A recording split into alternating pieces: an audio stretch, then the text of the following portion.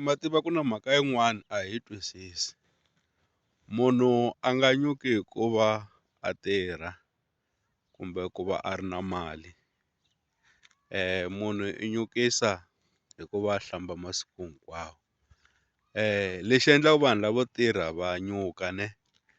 i mhaka ku va na opportunity yo hlamba masiku hinkwawo loko va ya ntirhweni. Lava tirhaka 5 days swi vula ka vhikini leri nga na masiku ya 7 va hlamba ka 5, va na opportunity yo hlamba at least ka 5.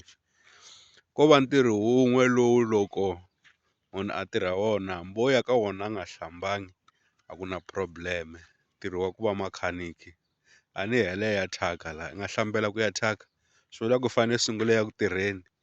and then i vuya u hlamba ndzhaku. Mara mintirho yo tala leyi tirhiwaka la misaveni hi fane loko hi suka makaya hi suka hi tiphoxonge nyana, so hi swo swi endlaka sweswo ku mirhi ya hina yi tolovela mati and then swi endla nga ri